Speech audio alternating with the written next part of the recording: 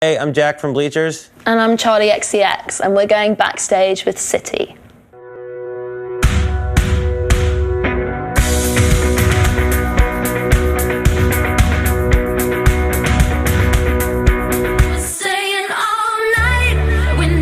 They might seem like a musical odd couple, Charli XCX and Jack Antonoff from Bleachers. But they have more in common than you might think, and they're ready to prove it on the road in their upcoming tour, Charli and Jack Do America.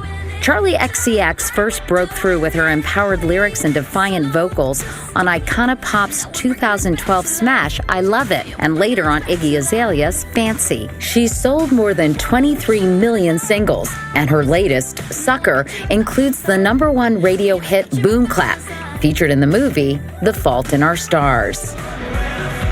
Jack Antonoff is a 2-time Grammy winner and was a Golden Globe nominee for Sweeter Than Fiction, a collaboration with Taylor Swift. The lead guitarist for Fun, he launched Bleachers as a solo effort, and his 2014 debut album, Strange Desire, includes the hits I Want to Get Better, Roller Coaster, and Like a River Runs. Now Charli and Jack are ready to prove opposites can attract big crowds when they're together on tour. But before they do America, Charli and Jack are going backstage with Citi and with me. First of all, thank you guys so much for being here. And you're about to embark on a highly anticipated 14-city tour. How did you both decide to get together and go on tour? We met for the first time briefly. You actually don't remember. We met briefly backstage at South by Southwest. No, I didn't remember, but now I remember. It was like in a trailer. I think you're lying. We met in a trailer. 2013. Yeah. But then we've been in the studio together. Yeah. Charli drinks champagne in the studio. Very chic. Thank you. What else? I like that you keep saying that because it makes me sound really cool. We kind of just ate tacos the whole time, really, and we did like an hour of music. But I think we just got on quite well. And I was like, oh, cool. Like, this is someone I eventually want to tour with. That's the real beginning. And then we also covered each other's songs. Charli covered my song like a full octave over where I sang it, and I covered her song a full octave below. So it was like this total opposite mirror image of like what the songs originally were. And then I think that all just sort of snowballed into the idea of touring together. Yeah. Because the most exciting part about a co-headlining tour is two things that are different but make sense. Okay, so let's talk musically, first of all. What is it, Jack, about Charli's music that appealed to you? And then I'm going to ask Charli the same question. My favorite part about Charli's music is how it sits right outside of mainstream. But like it's still like when you hear something, you're like, that sounds different. And what about you for Jack? I kind of feel the same about Jack, actually. I think that your melodies are so... I sound like my mum when I say this, but like catchy. Like over like an interesting backdrop, like the melodies are like perfect, and yet they still retain so much coolness. And what is it about touring that obviously you both like? For me, it's that you're really kind of in a bubble. Nothing else in the world is really interfering, and it's nice just being in this world where all that really matters is you being on stage and like sweating and giving the best performance. Let's talk about your songwriting career, both of yours. At 22, Charli, you've already written a number of hugely popular songs. Is that something that came naturally to you? Tell me a little bit about your process and how you do that. I feel like most of the songs I write are terrible, but luckily nobody has to hear those. It's always very spontaneous, my process. It's really the first thing that comes out of my mouth, and really just try and write fast and don't think about it. And Jack, obviously you've been very prolific too, and you just, I know, co-wrote some songs or wrote them for Taylor Swift for her. Oh, we did it together. What was it like collaborating with Taylor Swift? Because you guys have a pretty different style, wouldn't you say? Or we have a lot of the same references. Like Taylor and I decided to collaborate based on a mutual love for this Yaz song from the 80s called Only You. And we were talking about how amazing that time was, and we were talking about John Hughes movies and like how the score was so incredible. And I would send her an email, she'd write on it. Tell me about sort of your early awakening to music and why it was so appealing to you. I began to like really seriously think about making music when I was 14, and I kind of started putting my music online on MySpace, and luckily my parents were supportive of that, and they like drove me to these weird warehouse parties in the middle of Hackney. Similar to Charli's story, actually, like my parents would drive me to fire halls in like Wayne, New Jersey or New Brunswick, and I'd play these really crappy punk shows where like 9 people were there.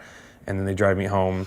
Eventually, leading up to my first tour when I was 15, I borrowed my parents' minivan, and I drove to Florida. I couldn't drive, but the guys in my band did, Texas and home, which is bananas that my parents let me do that. But they're super involved and kind of just always pushed me to do it. I know that you've just announced a new docuseries called Thank You and Sorry, which sounds like a very interesting format because a lot of it is reality. It's black and white, and yet there's some scripted bits with Olivia Wilde. And what is it? Well, I wanted to do something that bled the lines of what's real and what isn't. So it follows me on tour, and like, for example, I'm on the phone with my girlfriend a lot on tour, but then it turns out my girlfriend's Rosie Perez, and she leaves me. And then like, my manager is Colin Quinn. I fire him, then my next manager is Olivia Wilde. So it's like my manager, my family, my girlfriend, like those are all scripted, but then it just bleeds into reality. So it's just this very, very bizarre blend. It's sort of like, it's very funny, it's very dark at moments.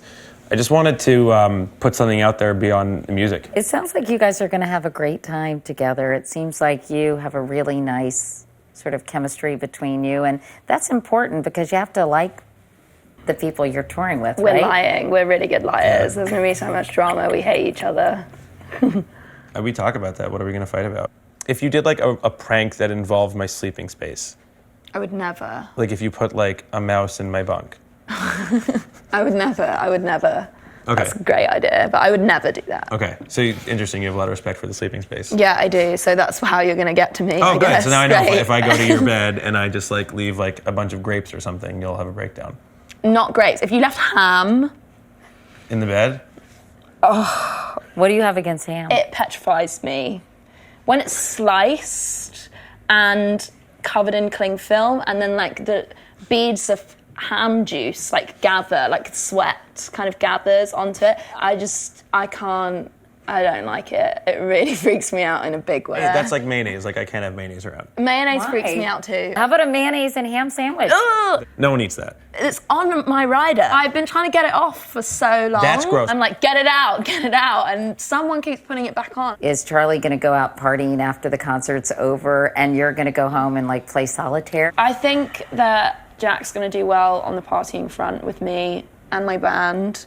It's like very girly though. It's But that's like how we are. I know you get pedicures. They get pedicures. I know. on I the heard road. when you're on the road, you like to get a pedicure once a week. As much as possible. That's great. And you know that's like a lot of pedicures. Like I don't get a pedicure once a week. That's like quite a high ratio of days to pedicures, which I think is good. So you guys going to get do some pedicures together? Yeah, I think we should do face masks too. I would do face masks. I like anything that's like a mixture of social and taking care of yourself. I agree. Yeah, I agree. What's the craziest thing that's ever happened to you backstage at one of your concerts? I had a show in LA and Tommy Lee was trying to get backstage and he was like the nicest dude ever, but like no one would let him. One of my friends was like, "This is Tommy Lee, man." And then it was like weird and Tommy Lee came in and was just like, "What's up?" And that was kind of it, but it was weird and kind of cool. What artists are you guys listening to at the moment? I'm listening to this guy, Sophie, who's a producer and an artist from the UK. I'm really loving everything that Rihanna's putting out at the moment. I think it's all been really amazing. What about you, Jack? I love the Kendrick Lamar album. I think it's very powerful. I just got to see him live. He didn't play a lot of the new album, but I think the album is like absolutely exceptional. You know those albums, when you hear one of those albums, you're like, this is right now. I'm going to hear this in 10 years and be like, and it's going to take me right back to 2015. And who would you guys like to see in concert? Kanye West, because I've never seen a full live show. I've just seen moments at award ceremonies and that kind of thing. And I think that he puts so much into his art and into his performances, and I would love to see a full show live. And what about you, Jack? Leonard Cohen. I never got to see Leonard Cohen when he was doing all those shows. And everyone was telling me that it was like religious. And I just would love to see that. Like not at Coachella, like I like to see Leonard Cohen at like Radio City or something. Well, you guys have been great. Thank you for coming backstage with Citi. And good luck on your tour. I think you're going to have a blast. I think we've learned a lot in this interview. We have. Thank you so much.